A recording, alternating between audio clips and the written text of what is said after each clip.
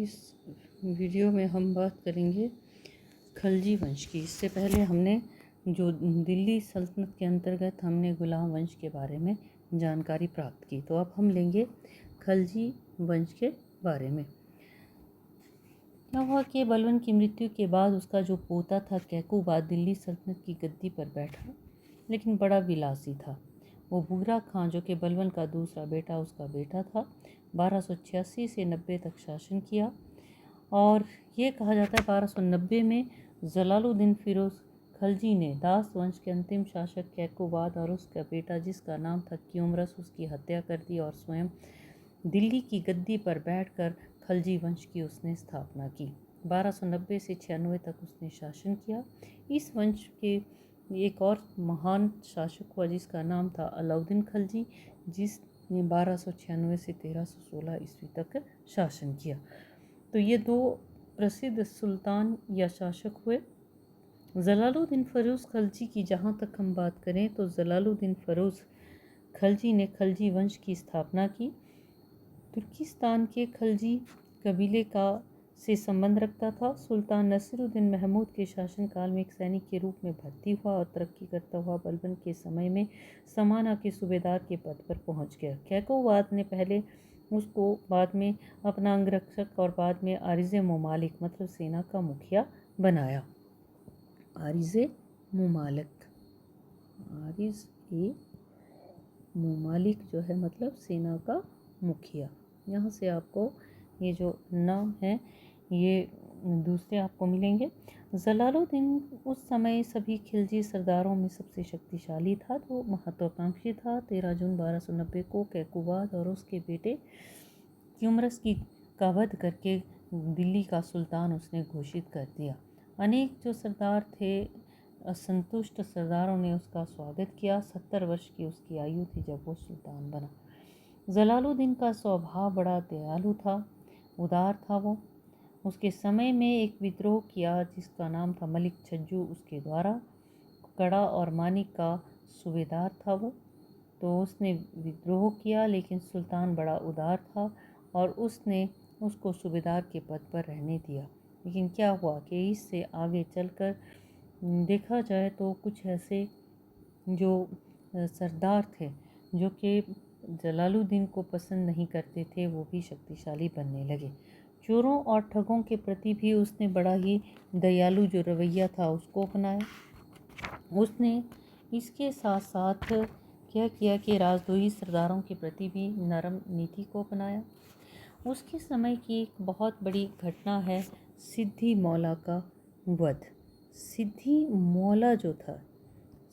सिद्धि मौला सुल्तान फिरोज़ खलजी ने चोरों डाकुओं ठगों के विरुद्ध तो उदारता का परिचय दिया, लेकिन सिद्धि मौला के साथ कठोरता का व्यवहार किया।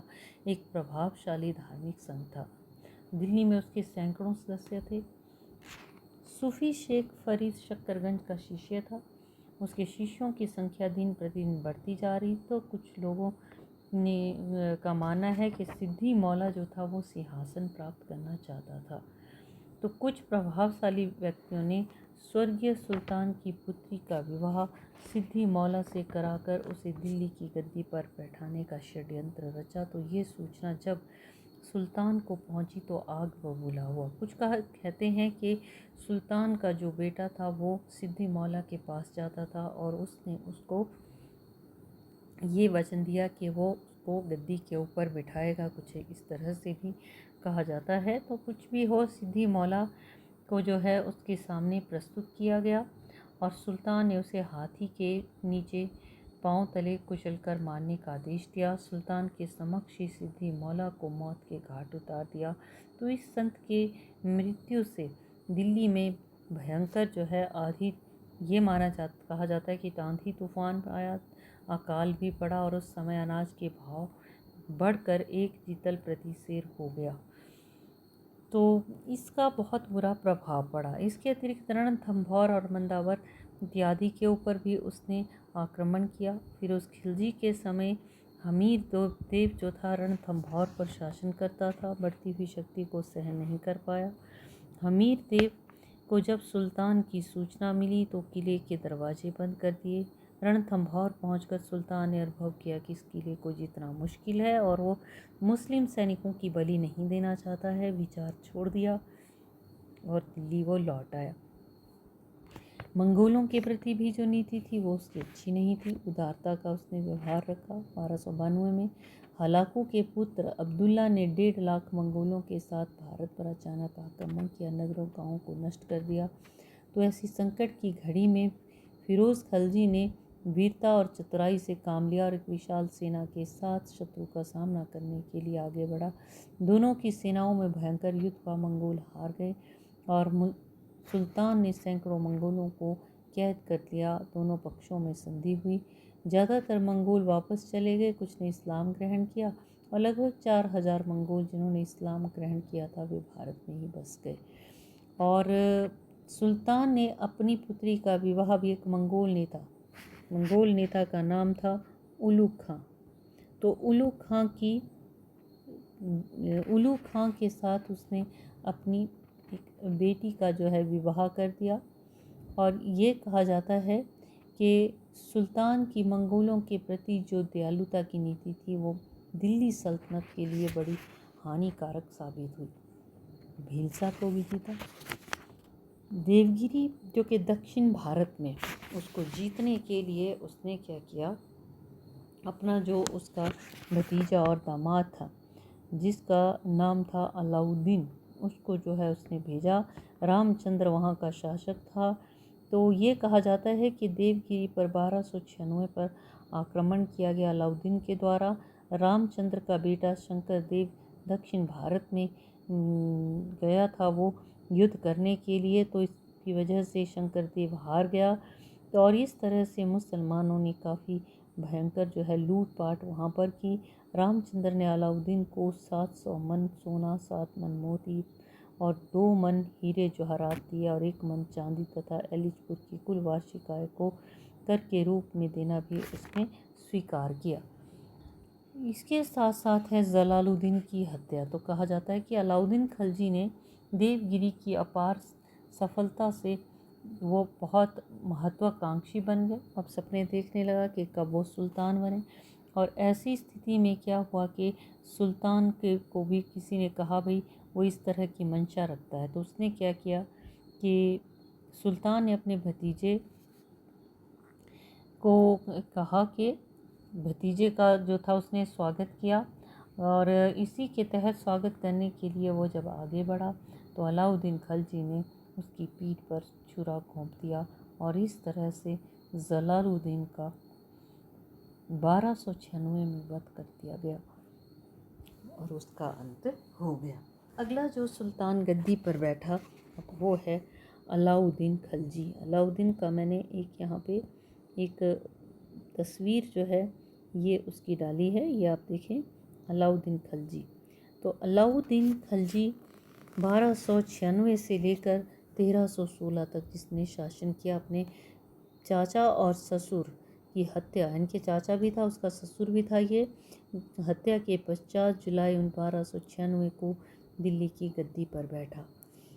खिलजी वंश का ही नहीं सल्तनत काल के सभी सुल्तानों में सबसे योग्य और प्रसिद्ध शासक उसी को माना जाता है।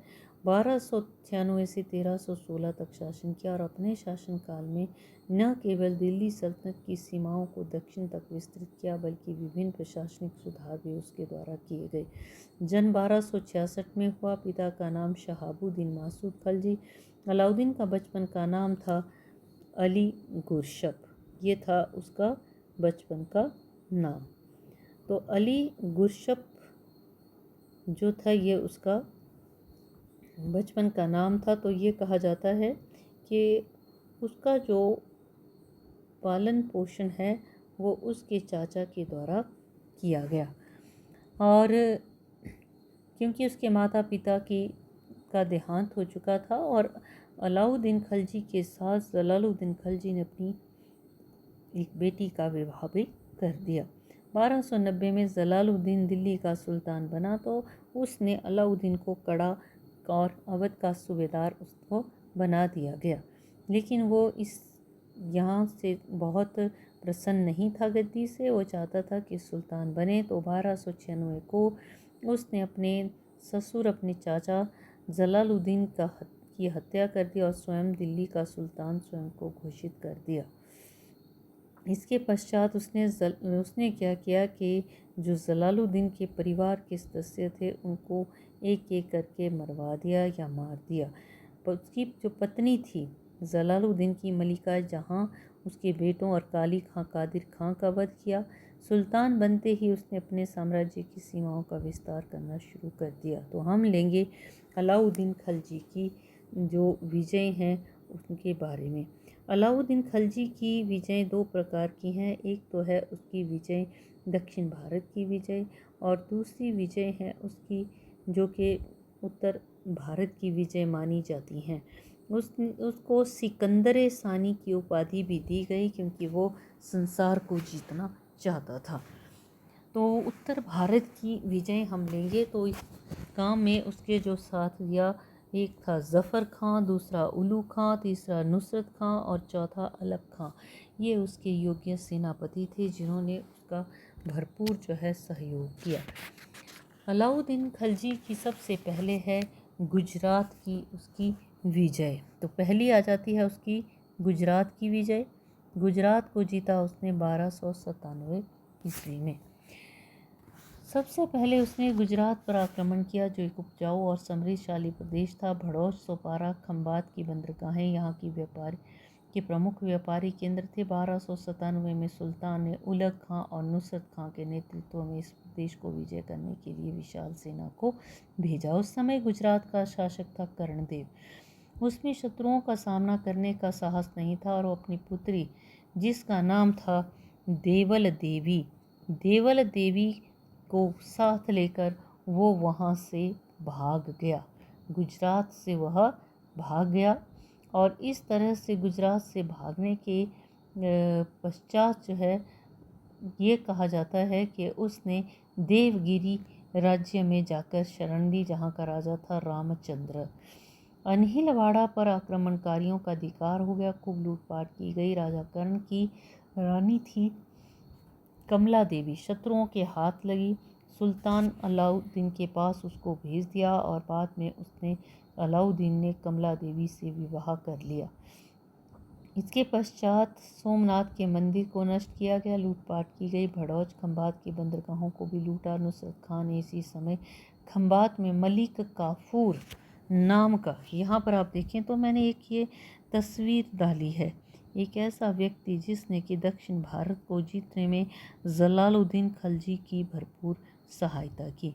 तो मलिक काफूर नामक जो दास है वो भी यहाँ से प्राप्त हुआ। एक सुंदर हिंदू नपुंसक को 1000 दिनार में उसको जो है खरीदा गया और 1000 दिनारी ने बाद में इसको 1000 दिनारी भी कहा जाता है और इसने दक्षिण की विजयों में बहुत ही महत्वपूर्ण भूमिका निभाई। अगला है रणथंभौर की विजय 1299 से 1310 के बीच में। उलग और नुसरत खां ने विशाल सेना के साथ रणथंभौर के ऊपर आक्रमण कर दिया। राणा हमीर देव राज्य करता था। उसने कई मंगोलों और नव मुस्लिमों को उसने दिल्ली साम्राज्य के जो शत्रु थे उनको शरण देकर रखी थी। तो रणथंभौर के किले से मुसलमानों का डट कर मुकाबला किया। नुसरत खां को मौत के घाट उतार दिया। उलग खां को भी बुरी तरह से पराजित करके भगा दिया गया। सेना की पराजय और नुसरत खां की मृत्यु का समाचार सुनकर अलाउद्दीन बहुत क्रोधित हुआ और उसने सेना का नेतृत्व अपने हाथ में लिया और रणथंभौर पर चढ़ाई कर दी। राणा हमीर ने अपने शत्रुओं का मुकाबला किया। 11 महीने तक युद्ध चला। इस युद्ध में नव मुस्लिमों ने राणा की ओर से लड़ाई की तो वीरता दिखाई। अंत में राणा एक सेनापति जिसका नाम था रणमल जो था अपने स्वामी के साथ विश्वासघात उसने किया और इस प्रकार क्या हुआ कि ये जो रणथंभौर था इसके ऊपर अलाउद्दीन का अधिकार हो गया। राणा हमीर और उसके परिवार को सदा के लिए मृत्यु की नींद सुला दिया गया। सुल्तान ने बाद में रणमल का भी वध कर दिया क्योंकि उसका यह विश्वास था कि एक विश्वासघाती से स्वामी भक्त होने की उम्मीद नहीं की जा सकती। अगला है मेवाड़ की विजय।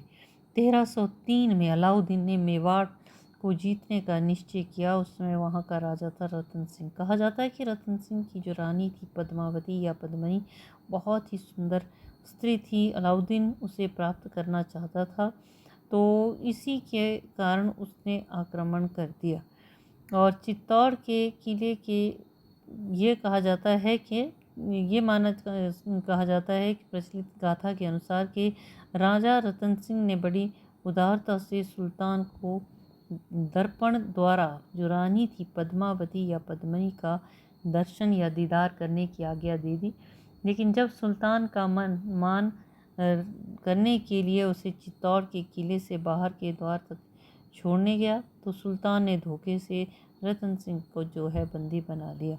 अब सुल्तान ने रानी को संदेश भेजा कि वो उसके हरम में आना स्वीकार करे, नहीं तो उसके पति को छोड़ा नहीं जाएगा। तो रानी ने एक चाल चली। उसने क्या किया, अलाउद्दीन को उत्तर भेज दिया कि वो अपनी दासियों के साथ उसकी शरण में आ रही है। तो 700 राजपूत सैनिकों दासियों के भेष में सुल्तान ने डेरे में चले गए और रतन सिंह को छुड़ा कर ले आया। और इस तरह अलाउद्दीन बहुत क्रोधित हुआ, राजपूतों पर आक्रमण कर दिया। राजपूतों ने गोरा तथा बादल के नेतृत्व में शत्रुओं के का डट कर सामना किया, लेकिन अंत में हार गए। गोरा तथा बादल युद्ध में जो थे ये मारे गए। तो रानी पद्मती ने भी सैकड़ों अन्य जो राजपूत स्त्रियां थी उनके द्वारा अपने अस्तित्व की रक्षा करने के लिए जौहर प्रथा जो थी के द्वारा स्वयं को समाप्त कर दिया। जौहर प्रथा जो था एक प्रकार से हम कह सकते हैं कि एक सामूहिक आत्महत्या थी, जो उस समय के दौरान जो राजपूत स्त्रियां थी वो स्वयं को बचाने के लिए सामूहिक तौर पर आग में कूद पड़ती थी। तो रानी ने स्वयं को समाप्त कर दिया। यहाँ पर उसका जो बेटा था अलाउद्दीन का, खिज़र खां को यहाँ का शासक नियुक्त किया गया और चित्तौड़ का नाम भी बदल दिया गया। खिज़राबाद उसका नाम रखा गया। अगला है मालवा की विजय। 1305 में सुल्तान ने जीता।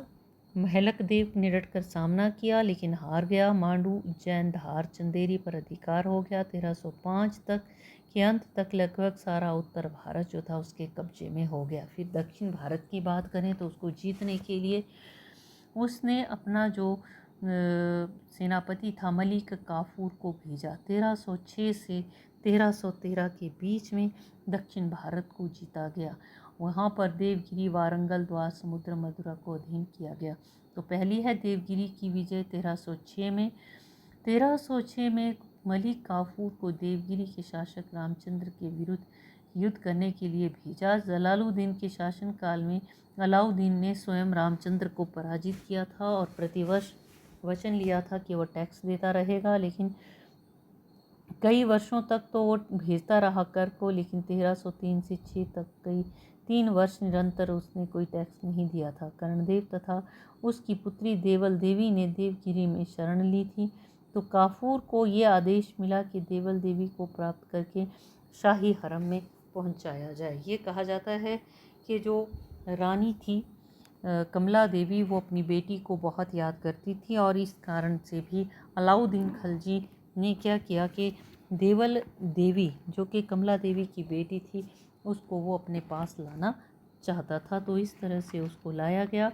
और इसी के साथ साथ क्या हुआ कि एक विशाल सेना के साथ काफूर ने गुजरात की ओर से दक्षिण में प्रवेश किया। देवगिरी की ओर राणा करण देव ने शत्रुओं को रोकने के लिए डटकर मुकाबला किया, लेकिन बुरी तरह से पराजित हुआ। देवल देवी शत्रुओं के हाथ में पड़ गई और उसे दिल्ली भेज दिया गया। अलाउद्दीन ने उसका विवाह अपने बेटे खिज़र खां के साथ कर दिया। काफूर ने अब दक्षिण भारत के राज्यों पर चढ़ाई कर दी और इस तरह से खासकर देवगिरी का जो शासक था रामचंद्र, उसने क्या किया कि विरोध करने के बजाय उसने समर्पण कर दिया और काफूर को बहुत सा धन भी दिया और प्रतिवर्ष सुल्तान को भी धनराशि भेजने का वचन दिया। बहुत प्रसन्न हुआ अलाउद्दीन खलजी से और उसने देवगिरी के शासक को जो है ये कहा, उसको एक उपाधि दी, राय की उपाधि। अगला है वारंगल विजय। ये तो होगी दक्षिण में देवगिरी की विजय। ठीक है, देवगिरी के बाद अगला राज्य वारंगल। तो वारंगल की विजय वारंगल को 1309 में जीता। काफूर ने देवगिरी को पार करके तेलंगाना पर आक्रमण किया। राजधानी थी वारंगल। प्रताप रुद्रदेव शासक था। सामना किया आक्रमणकारियों का, लेकिन टिक नहीं सका। अंत में हथियार डाल दिए। यहाँ पर भी भारी धनराशि जो थी काफूर के हाथ में लगी। और सबसे खास बात है कि यहाँ से मिला उसको एक हीरा जिसको कहा जाता है कोहिनूर, विश्व प्रसिद्ध जो हीरा है। अब जो इंग्लैंड की महारानी है उसके मुकुट की ये शोभा बढ़ाता है। तो ये कोहिनूर हीरा जो था ये मिला, और सुल्तान ने अधीनता के चिन्ह के रूप में एक मूर्ति भेजी अपनी एक सोने की, जिसमें गले में जंजीर थी। अगली है द्वार समुद्र की विजय। 1310 ईस्वी में मलिक काफूर ने अगला जो राज्य था दक्षिण भारत का, उसका नाम था द्वार समुद्र, उसके ऊपर आक्रमण कर दिया। और द्वार समुद्र बहुत ही धनवान राज्य था, और ये कहा जाता है कि इस राज्य पर रामचंद्र जो मलिक काफूर था उसने अपनी सेना भेजी। वीर बल्लभ तृतीय ने डट कर सामना किया, लेकिन अंत में वो भी हार गया और दीनता स्वीकार की। बहुत से मंदिर नष्ट किए गए, मस्जिदें बनवाई गई, काफ़ी धन हाथ में लगा। फिर अगली है मदुरा की विजय। तो ये अगली विजय उसकी मदुरा की विजय मानी जाती है। बहुत ही महत्वपूर्ण विजय ये उसकी रही 1311 में। यहाँ पर मदुरा में पांड्य राज्य पर आक्रमण कर दिया। दो भाई सुंदर और वीर पांडे थे, दोनों राजगद्दी के लिए लड़ रहे थे। तो सुंदर पांडे के साथ काफूर ने गठजोड़ कर लिया और मदुरा पर आक्रमण किया। वीर पांडे शत्रु का सामना नहीं कर पाया, वो भाग गया और मदुरा आक्रमणकारियों के अधीन हो गई। खूब लूटपाट यहाँ पर की गई। यहाँ पर भी रामेश्वरम तक मलिक काफूर पहुँच गया और यहाँ पर मस्जिद भी बनाई गई। फिर अगली है देवगिरी की पुनः विजय। 1306 से 1312 तक देवगिरी के शासक रामचंद्र ने अधीनता स्वीकार की, लेकिन 1312 में उसकी मृत्यु हो गई। शंकर देव गद्दी पर बैठा तो उसने अधीनता स्वीकार करने से साफ इनकार कर दिया। फिर से आक्रमण किया गया। शंकर देव ने शत्रुओं का सामना किया, लेकिन अंत में युद्ध करता हुआ मारा गया और देवगिरी का अधिकतर भाग जो है ये मुसलमानों के कब्जे में हो गया। तो इस तरह से अलाउद्दीन खलजी के लिए मलिक काफूर ने जो दक्षिण भारत के राज्य थे उन दक्षिण भारत के राज्यों के ऊपर उसने विजय हासिल की, और इस तरह से काफ़ी जो था उसका साम्राज्य दक्षिण भारत तक विस्तृत हो गया। पहला मुस्लिम शासक था जिसने दक्षिण भारत को जीता। आगे है अलाउद्दीन खलजी की मंगोल नीति के बारे में। अलाउद्दीन खलजी जो था ये उसके समय में मंगोलों ने भारत पर बहुत बार आक्रमण किए। साल्दी, कुतुब, ख्वाजा अली बेग, कुबक, क्वालमंदा के नेतृत्व में बार बार भारत पर जो है उन्होंने आक्रमण किए। तो उसने क्या किया, इन आक्रमणों से अपने राज्य को सुरक्षित रखने के लिए एक महत्वपूर्ण नीति अपनाई, और इसी के तहत मंगोलों को उसने बार बार जो है पराजित करके अपने राज्य को उसने सुरक्षित बनाया। तो अलाउद्दीन खलजी की ये जो मंगोल नीति है बड़ी ही महत्वपूर्ण नीति उसकी मानी जाती है। अलाउद्दीन खलजी की मंगोल नीति और साथ ही साथ उसके जो सुधार हैं उसके बारे में हम अगले वीडियो में बात करेंगे। तो आज के लिए इतना ही।